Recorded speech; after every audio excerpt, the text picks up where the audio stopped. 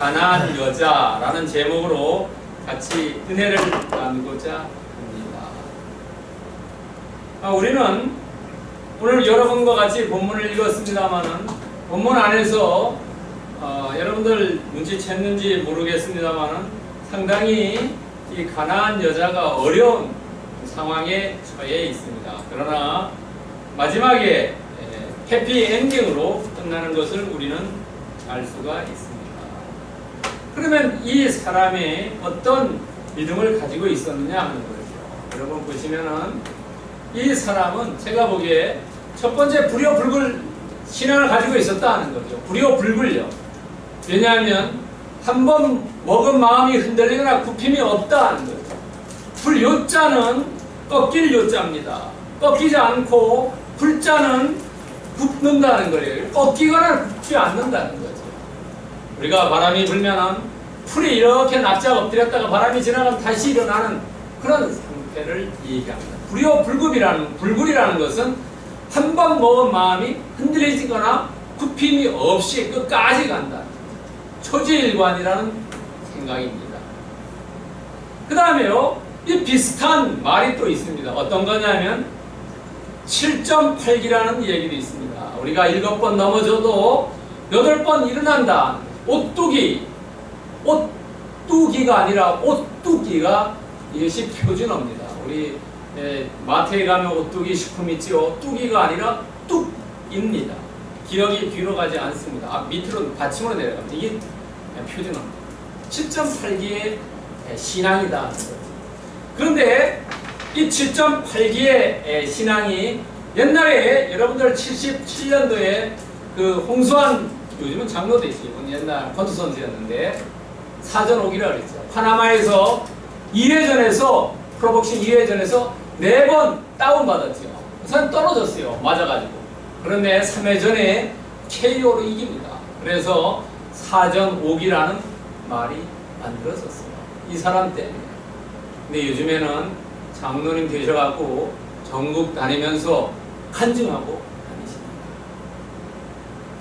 그런데 우리가 불효불급 아니면 7.8기 초지일관 이런 믿음을 갖는데, 그런 믿음이 필요한데 과연 나는 어떤 것이 믿음의 대상이냐, 이것이 중요한 거예요.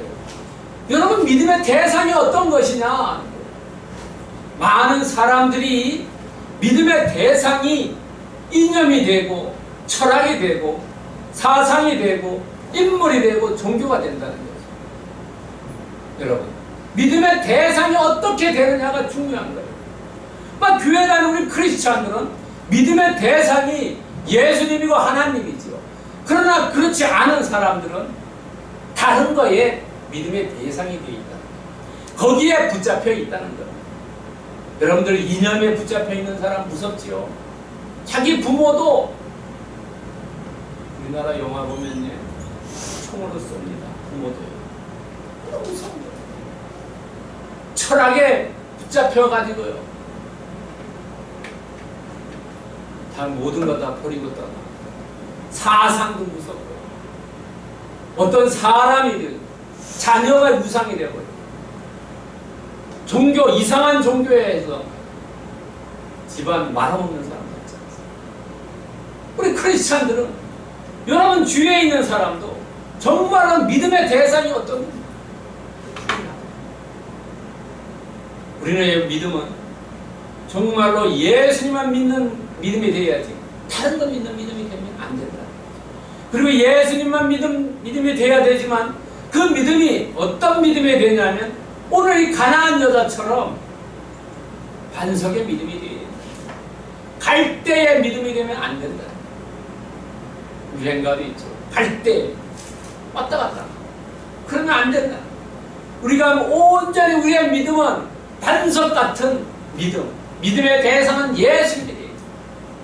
여러분, 야고보서 1장 6절부터 7절에 이런 말씀, 오직 믿음으로 구하고 조금도 의심하지 말라. 의심하는 자는 마치 바람에 밀려 요동하는 바다 물결과 같으니 이런 사람은 무엇이든지 죽게 얻기를 생각하지 말라. 믿음이 왔다 갔다, 물결이 왔다 갔다 치지요. 그런 사람은 예수님께 어떤 것도 구할 수가 없다. 예수님이 응답을 해주지 않는다. 그래서 우리는 예수님께서 구하는 것은 받은 걸로 알고 감사함을 아려면 다 주신다고 말씀합니다. 여러분들의 믿음은 반석 같은 믿음이 되기를 축원드립니다. 자, 그렇다면요, 오늘 이 본문에 나오는 지역이 어디냐는 거예요. 여러분, 오늘 나온 지역은 두로와 시돈이 있습니다. 두로와 시돈. 여기가 두로고요, 위에가 시돈입니다. 여기가 시돈입니다.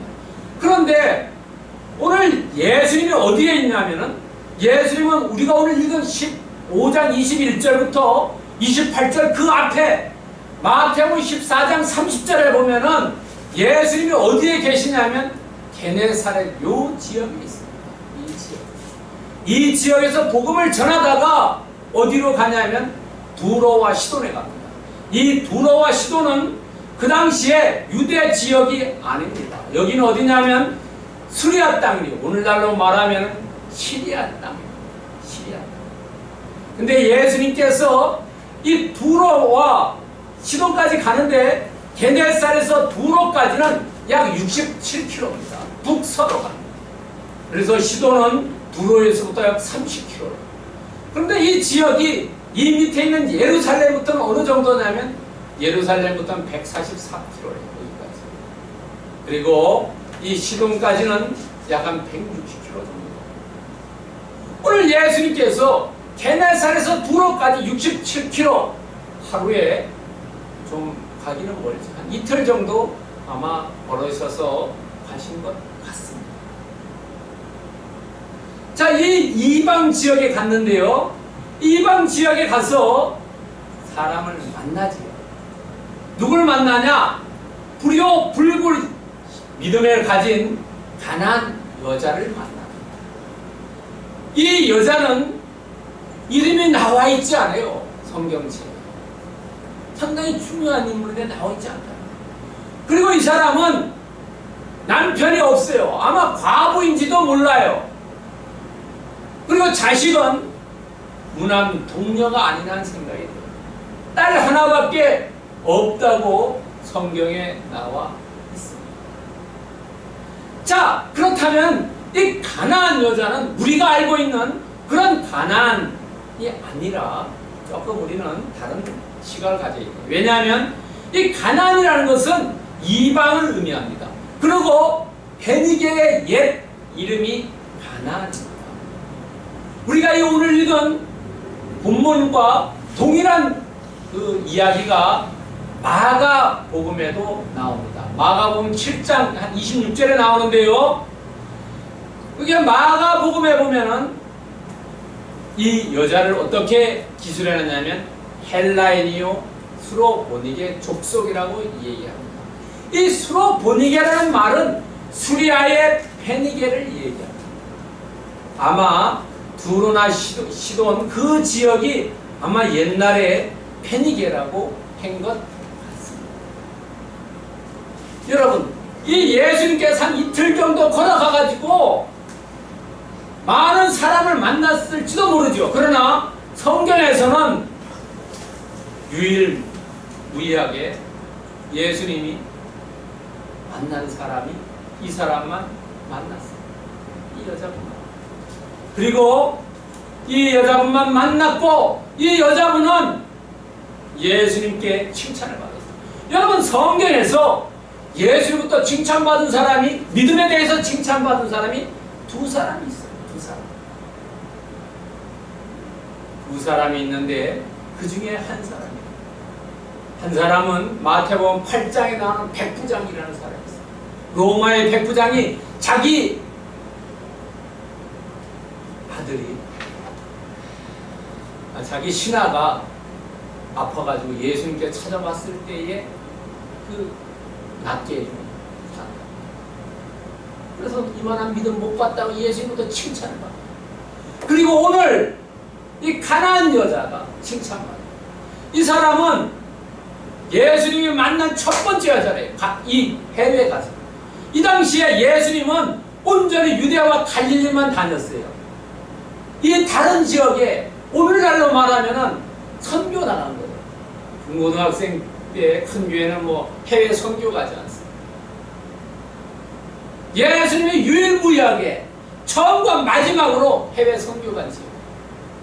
이때가 언제냐면 예수님이 돌아가시기 전 1년 차입니다. 1년 차. 우리가 매년 4월 달에 부활절하죠.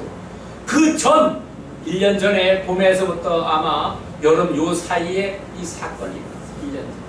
그러니까 예수님께서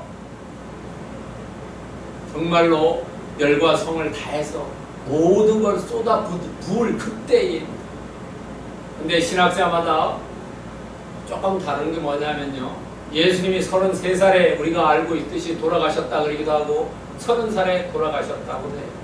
그런데 정확한 거는 30살에 돌아가신 거로 더 많이 믿고 있어요. 옛날에는 33살에 돌아가셨다 그러는데 요즘은 30살에 돌아가셨다. 예수님이 태어난 신기 그 당시에 계산하다 보니까 서기 보다가 조금 한 2, 3년 전에 태어나셨다. 어쨌든 오늘 본문에 보면은요, 이 가난한 여자하고 예수님께서 이야기를 많이 해요. 예수님께서 침묵도 하고 예수님께서 얘기도 하지만은 주고받거니 아니에요. 주고받거니. 그렇게 이렇게 많이 얘기하지 않습니다. 마가 복음에 보면 딱 한 번밖에 이야기하지 않아요. 마태는 이 이야기를 통해서 뭔가 우리에게 주고자 하는 교훈이 있다는 거죠. 또 이 가난한 여자는 믿음을 알았어요. 어떤 거냐면은 원격 치유에 대해서 확신을 가졌다. 여러분, 오늘날 뭐 병원, 우리나라는 아직 그렇게 하지 않습니다만 외국에서는 원격 진료하죠. 영상을 통해서 환자가 보여주면 의사가 영상으로 진료합니다. 원격 치유. 오늘날에는 우리가 알시겸 중보 기도에 힘을 알았다는 거예요. 요한복음 4장 46절부터 54절에 예수님께서 사람에 대해서 치유의 첫 번째 치유를 한 그 사건에서 왕의 신하가 왔을 때 낫게 해준다고 해서 가보니까 나았다.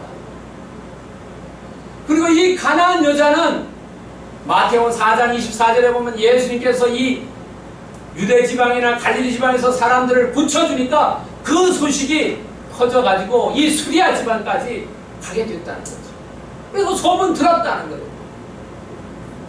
그러니까 소문 듣고 한번 가봐야 되겠다는 것이 믿음이라는 거죠.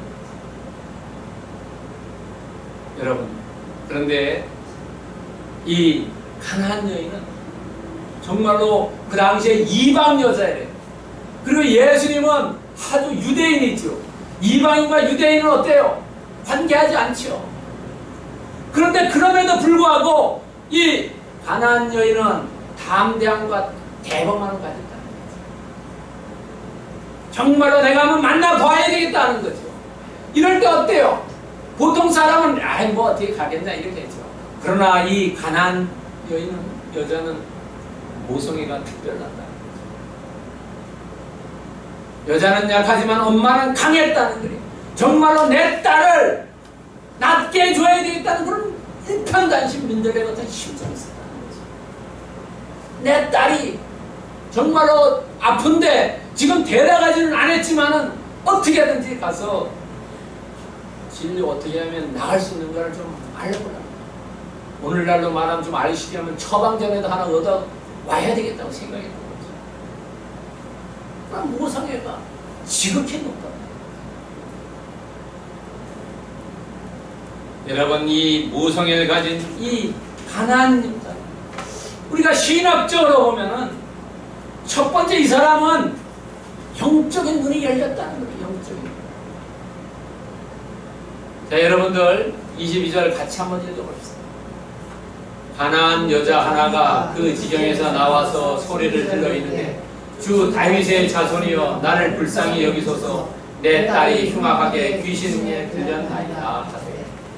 자, 여기 보세요. 뭐라고 예수님을 말하냐면 주 다윗의 자손이 나를 불쌍히 여기소서 내 딸이 흉악하게 귀신에 들렸나이다. 자, 여기서 우리는 이 사람이 영적인 눈이 띄었다는 걸 어떻게 아냐 하면 첫 번째 그 지경에서 나와서 소리 질렀다는 거예요. 이 사람이 예수님을 만나러 왔다는 거예요. 우리의 여러분이나 저나 우리의 문제가 있으면은 그 문제를 가지고 다른 데 갈 게 아니라 우리는 예수님께 가야 된다. 그것이 영적인 눈이라는 거예요. 다른 데 찾아가지 말라는 거예요. 여러분, 다른 데 찾아가는 사람이 많다.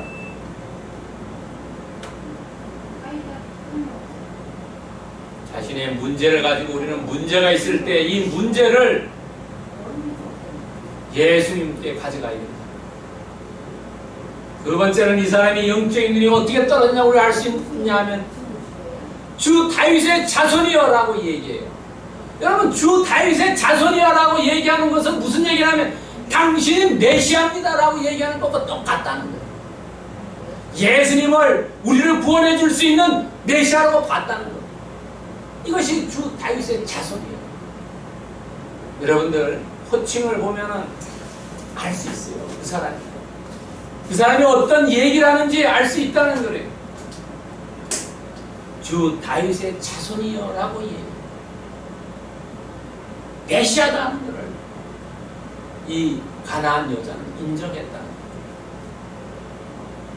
세 번째는 뭐냐면 영적인 눈이 떨어져서 귀신을 알아보는 눈을 가졌다.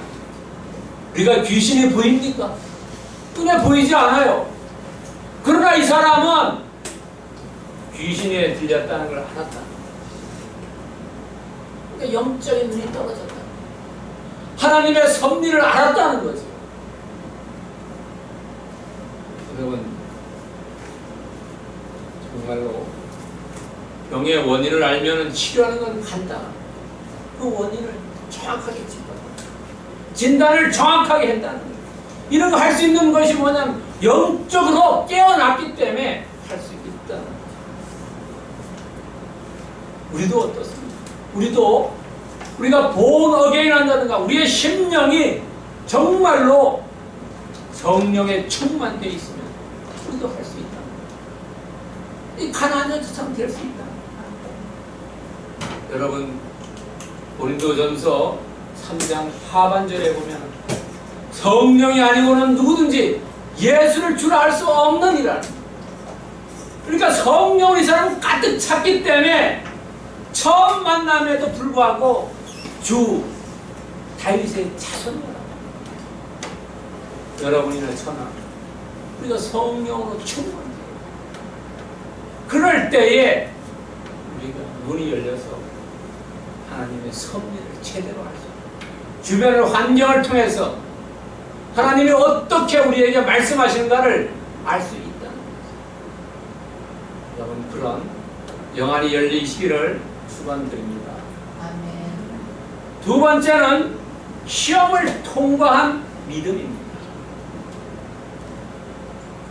자, 같이 한번 읽어보겠습니다. 이 21절부터 28절 사이에 있는 내용들을 몇 가지 따왔는데요. 같이 읽어보겠습니다. 예수는 한 말씀도 대답하지 아니하시니 다른 데로 보내심을 받지 아니하였노라. 개들에게 던짐이 마땅하지 아니하니라. 시험을 통과하는 것. 예수님께서는 축복을 먼저 주시지 않아요. 반드시 명령을 하고 그것을 통과된 자만이 축복을 받을 수 있습니다. 그러니까 세상도 그렇죠. 고진감래지. 먼저 어려움을 당한 이후에 그것을 잘 이루면 그 다음에 감래가 온다는 거죠. 앞에 고생이 먼저고 감래. 그래서 우리 젊은 사람들은 그러죠. 젊을 때 고생은 사설에도 한다는 거죠. 왜? 고생을 해야지 귀한 걸 안다는 거죠. 고생을 하지 않으면 귀한 걸 모르는 거예요. 억압받던 사람은 자유의 귀중한 걸 알지만 자유만 누리던 사람은 자유의 귀중함을 모른다는 거예요. 우리가 건강하다 건강을 잃어서야 비로소 건강이 중요하다는 걸 알죠. 첫 번째, 예수님께서 이 가나안 여자의 이야기를 듣고도 아무 말도 하지 않아요. 23절에 아무 말씀도 하지 않으세요. 무시와 냉담을 합니다. 우리가 어떤 걸 물었을 때에 대답하지 않는 것들은 분개하지. 난 무시하는 거 아니냐. 그러나 무시를 당하고 냉담함을 받았지만은, 그러나 이 가나안 여자는 예수님에게 해결책이 있다는 걸 알았다. 그렇기 때문에 뭘 하냐면 소리를 질렀다. 소리를 지르니 23절에 나옵니다. 소리를 지르니 원래 이거 헬라어 문법을 보면요, 한 번 질렀다는 게 아니고 계속해서 얘기했다는 게, 계속해서. 우리가 10번 찍어서 넘어가지 않는 나무 없다는 얘기로 계속했다는 거죠. 왜냐하면 계속 한 번 하면은 그냥 잊어버리죠. 그러나 2번, 3번 얘기하다 보면은 거기에 관심을 가지고 가는 겁니다. 계속 얘기해요. 냉담과 무시했지만은 첫 번째를 통과했다는 겁니다. 두 번째는 뭐냐면 예수님께서 이야기해요. 주여 나를 불쌍히 여기소서. 그랬을 때 예수님께서 야, 나는 유대인만 구원하러 구원할 줄 왔지 난 다른 사람 구원해 주러 온 게 아니다. 이렇게 얘기해요. 이 사람 알기 쉽게 얘기해요. 구박하고 거절해요. 제자들도 그래요. 뭔가 해줘서 보내죠. 이런. 그랬을 때 예수님께서 뭐냐면 야, 아직 은혜 받을 때가 안 됐어. 얘 쟤의 신앙이 아직 100% 안 됐어. 여러분, 가나의 혼인잔치 보면 물이 꽉 찼을 때 비로소 포도주를 변했어. 우리가 보통 사람들이 물을 채우지도 않고 때가 되지 않았는데 거둘라고. 감귤도 완전히 익었을 때야 마시죠. 과일도 완전히 익었을 때야 숙성돼야 먹어야 떨지 않지요. 그런데 팔기에서 일찍 따가지고 사서 먹으면 어떤 것이 떴다는 거죠. 맛이 안 난다. 이 가나안 여자에게도 예수님께서 이 사람이 어떤지, 야, 나는 너를 구원해 주러 온 사람이 아니다라고 때가 되기를 기다렸다. 우리가 때가 되기 전에 나가는 사람들이 너무 많아요. 구박과 거절을 받았지만 그러나 떠나지 않았다. 에이, 내가 당신 아니면 뭐해 하고 가버릴 수도 있어요. 그러나 가지 않았다. 세 번째는 야, 아이들을 주는데 개들에게 주는 게 아니다. 모욕과 멸시를. 당신은 개라고 얘기합니다. 우리나라에는 욕 중에 뭐 개라고 하는 것을 그렇게 심한 욕을 아니지만은 엄청나게 다른 나라에서는 심한 욕. 완전히 예수님께서 그 사람의 자존심을 터치해버려요. 이 사람이 어떻게 나올 것인가?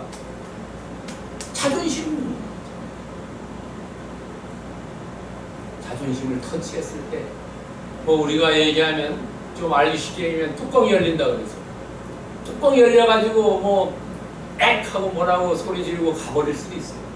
그러나 그러지 않아요. 개들도 부스러기 먹는다고 이야기. 자기를 낮췄어. 모욕과 멸시를 받고 자존심이 터치당했지만은 그러나 예수님께 해답이 있다는 것을 알고 떠나지 않았다.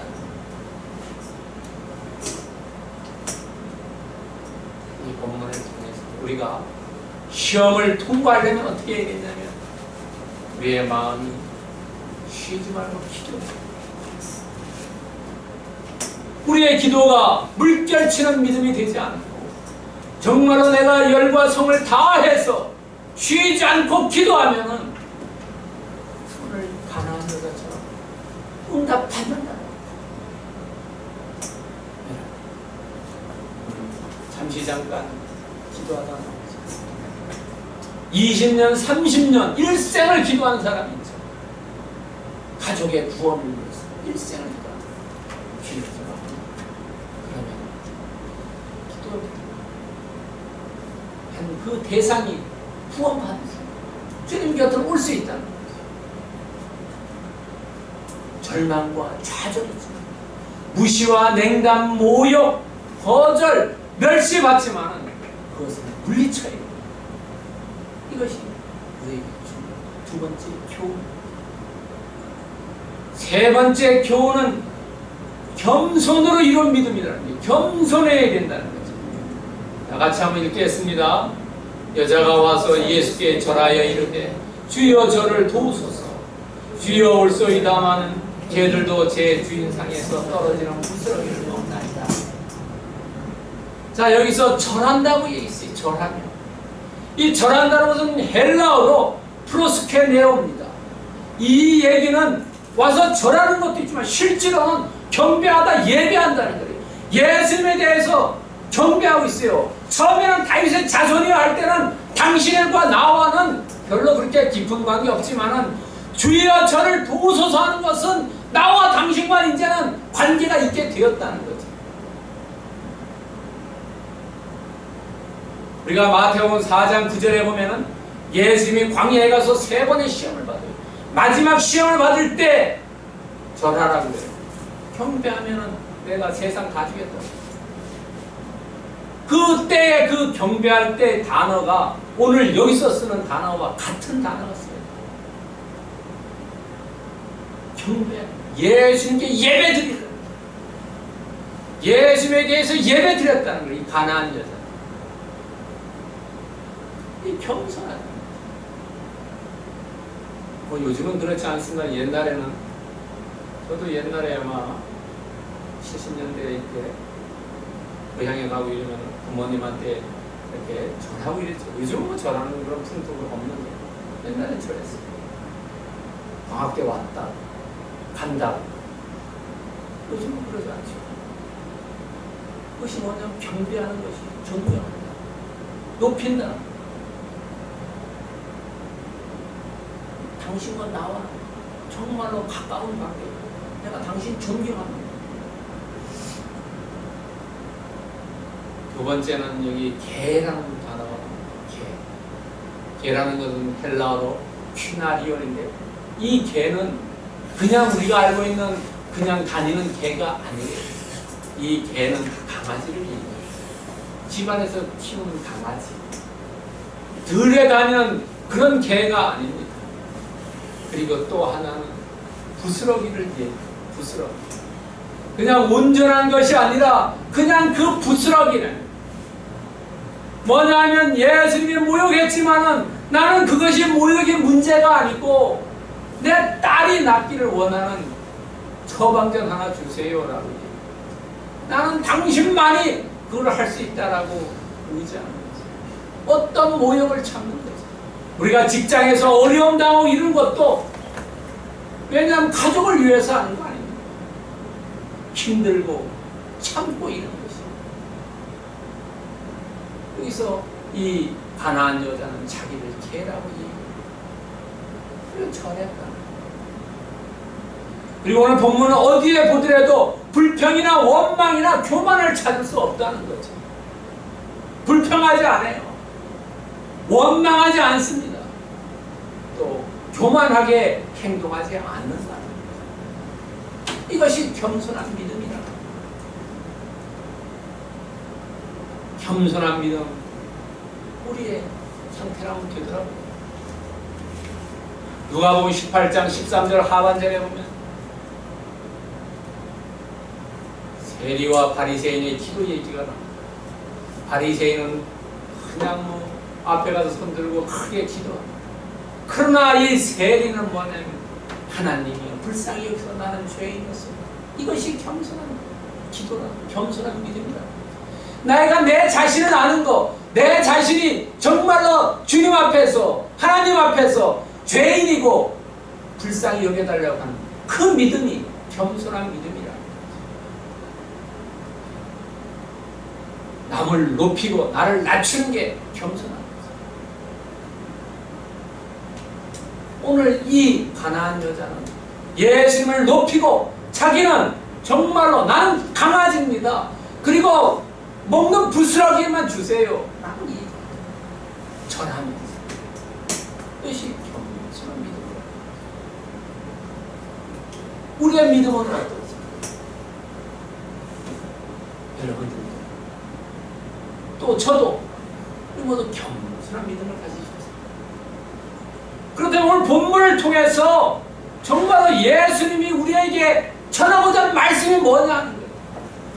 이 본문을 통해서 가나안 첫 번째 이방 지방에 가서 해외 선교 가서 첫 번째 만난 그 이방 여인과 세 번씩이나 담화를 통해서 예수님께서 우리에게 주고자 하는 2000년 이후에 살고 있는 우리에게 주고자 하는 말씀이 뭐냐? 예수님을 누구나 사랑하신다는 거예요. 이방 여자나 유대인 사람이나 누구나 사랑하신다. 예수님은 차별이 없으시다는 거예요. 인종적인 차별이나 민족적인 차별이나 성에 대한 차별이나 신분에 대한 차별, 이름도 없는 무명 여자. 우리나라에도요, 옛날에